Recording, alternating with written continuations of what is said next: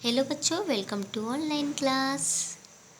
पिछले वीडियो में हमने पार्ट 3 मेरी माँ कहानी का अध्ययन कर रहे थे। आज हम इस कहानी के आगे के बारे में जानेंगे। एक दूसरे सज्जन की देखा देखी मैंने व्यायाम करना भी आरंभ कर दिया। धीरे धीरे मेरी सभी बुरी आदतें और बुरी भावनाएं जाती रही।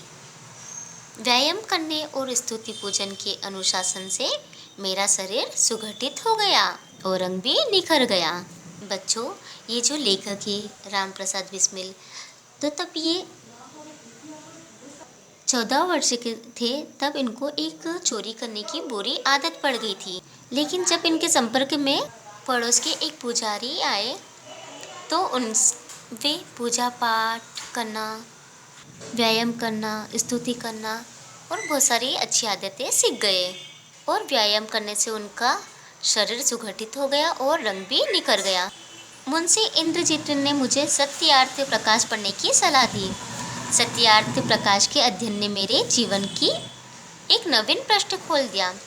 मैं तख्त पर कंबल बिछाकर सोता और प्रातःकाल 4 बजे ही शैया त्याग देता, यानी वहाँ सुबह 4 बजे ही उठ जाते हैं और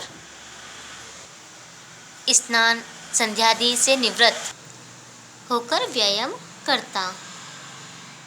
किसी साथी के कहने पर मैंने नमक खाना भी छोड़ दिया। साग या दाल को केवल उबालकर खाता। मिर्ची खटाई तो छूता भी ना था। इस प्रकार लगातार 5 वर्ष तक मैंने नमक नहीं खाया।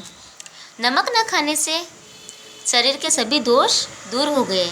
सब लोग मेरे स्वास्थ्य को आश्चर्य की दृष्टि से देखते हैं। जब लेखक ने 5 वर्ष तक नमक खाना छोड़ दिया तो उनकी जो बुराइयां थी वो भी सब समाप्त हो गई। थोड़े ही दिनों में मैं कट्टर यानी कि कठोरता से पालन करना आर्य समाजी हो गया। आर्य समाज के अधिवेशनों में आता जाता, सन्यासी महात्माओं के उपदेशों को बड़ी श्रद्धा से सुनता। जब कोई सन्यासी आता तो उसकी हर प्रकार से सेवा करता, क्योंकि मेरी प्राणायाम सीखने की बड़ी उत्कट इच्छा थी। उत्कट यानी तीव्र इच्छा थी। मेरे कामों को देखकर मोहल्ले वालों ने पिताजी से मेरी शिकायत की।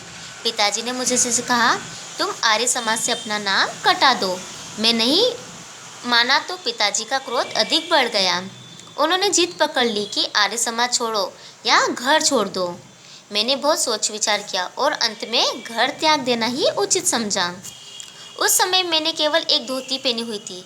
मैं कमीज पहनने लगा कि पिताजी ने हाथ से कमीज छीन ली और मुझे से क्रोध से कहा, निकल जाओ। अभी इस समय मुझे भी क्रोध आ गया।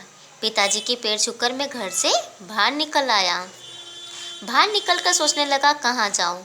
शहर में किसी से जान पहचान नहीं थी, जहाँ छिपा बैठा रहता। मैं जंगल की ओर भाग गया। एक रात और एक दिन वहीं पेड़ पर पड़ा रहा। भूख लगने पर आसपास के खेतों से हरे चने तोड़कर खाता और नदी में स्नान करता।